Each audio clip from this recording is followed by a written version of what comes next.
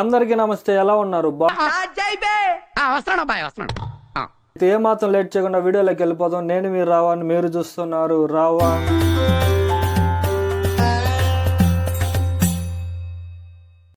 తను ఏం చదువుకున్నాడు తనకే గుర్తులేని పవన్ కళ్యాణ్ ఏం మాట్లాడుతున్నావురా? నరాలు కట్ అయిపోయింది. అన్న సహాయం లేకుండానే సినిమాల్లోకి వచ్చి మిషన్ నడుస్తుంది ఇక్కడ. వరుస బ్లాక్ బస్టర్లతో క్రేజ్ తెచ్చుకున్నాడు. ఇక సినిమాల్లో సంపాదించింది చాలు, ప్రజలకు సేవ చేద్దాం. ఏంటి బాబా అన్న, ఇంకోసారి అన్న, ప్రజలకు సేవ చేద్దాం అని రాజకీయాల్లోకి వచ్చి 2014 మార్చిలో జనసేన పార్టీని స్థాపించాడు. భగత్ సింగ్, చెగువేరా స్ఫూర్తితో రాజకీయాల్లోకి వచ్చారని నాడు అతనిచ్చిన ప్రసంగాలు అనేక మందికి పిచ్చెక్కించాయి. 2014 ఎన్నికల్లో పోటీ చేయడం లేదని ప్రకటించి టీడీపీ, బీజేపీ పార్టీలకు మద్దతు పలికాడు. ఇదొక హఠాత్ పరిణామం. 2019 ఎన్నికలలో బహుజన సమాజ్, కమ్యూనిస్ట్ వంటి భావజాల పార్టీల మద్దతుతో ఎన్నికలకు వెళ్లిన పవన్ కళ్యాణ్ 2 చోట్ల పోటీ చేయగా రెండిట్లోనూ గెలుస్తామనుకొని ఘోరంగా ఓటమి పాలయ్యాడు. సరే తరలే, ఎన్నెన్నో అనుకుంటాం, అన్ని జరుగుతాయి ఏమిటి? ఈ ఓటమితో పదవి కాంక్ష ఇంకా ఎక్కువైంది.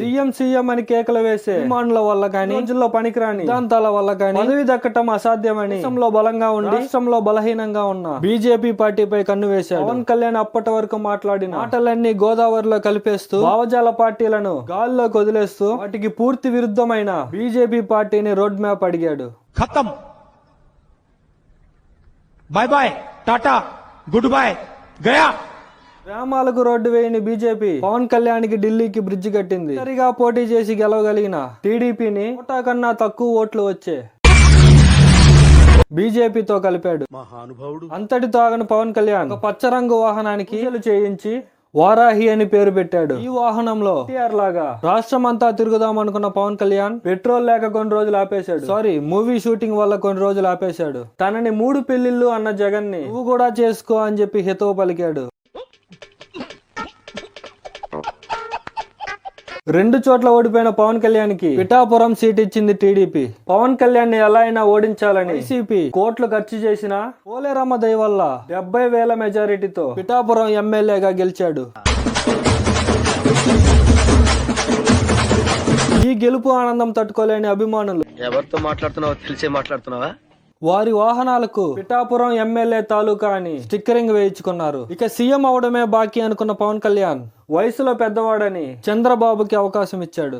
ఈ త్యాగాన్ని గుర్తించిన చంద్రబాబు పవన్ కళ్యాణ్ ని డిప్యూటీ సీఎం గా చేశాడు. ఈ పంపకాల అనంతరం ఎన్నికలలో ఓడిపోయిన బాధలో ఉన్న జగన్ ని కూల్ చేద్దామనుకున్న చంద్రబాబు తిరుపతి లడ్డులో ఆవు కొవ్వు కలిసిందని చంద్రబాబు జోక్ చేశాడు. ఈ జోక్ కి సీరియస్ అయిన పవన్ కళ్యాణ్ మోడీ దగ్గర చెడ్డ పేరు కోసం లడ్డులో ఆవు కొవ్వు నిజంగానే కలిపారని, తనకు వాసన వచ్చిందని, హిందువులు జగన్ పై దండెత్తాలని చేసిన ప్రసంగం ఎవరూ పట్టించుకోలేదు. ఇలా అయితే మతాల మధ్య చుచ్చు పెట్టడం కష్టమని తెలుసుకున్న పవన్ కళ్యాణ్ ప్రాయశ్చిత్త దీక్ష చేశాడు. హైట్ వెయిట్ బిహేవియర్ చూసి మూర్ఖుడేమో అనుకున్నాను. దైవభక్తి ఉందంటే మంచోడే. ఈ దీక్షలో భాగంగా తిరుపతి గుడి మెట్లు కడగాలనుకున్నాడు పవన్ కళ్యాణ్. కూర్చొని అన్ని మెట్లు కడిగితే చేతులు నొప్పి వస్తాయని కొన్ని మాత్రమే కడిగాడు. చెగువేరలా ఉన్న మా పవర్ స్టార్ స్వామీజీలా మారాడేంటని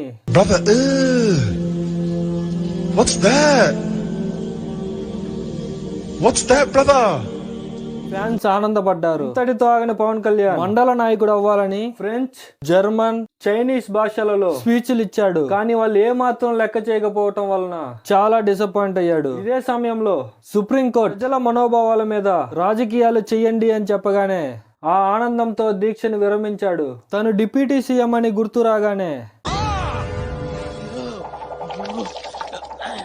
సక్రమంగా తరలిస్తున్న రేషన్ బియ్యంను పట్టుకొని కళ్ళలో పడుతున్న వెంట్రుకలను పైకి దువ్వుకుంటూ అని అన్నాడు. ఆ షిప్ వెళ్లిపోవటంతో నవ్వుకున్నాడు. ఇలా అనేక రూపాంతరాలు చెందగల పవన్ కళ్యాణ్ సీఎం కాకూడదని కోరుకుందాం. ఇది ఈనాటి audio. Like, share and subscribe చేయండి. ఏకమైనప్పుడు పీకా కాదు నా మాట. నువ్వు నిజంగా భారతీయుడు అయితే పీకో. ఏకమైనంతే పీకా. Okay. No thanks for watching. Hi.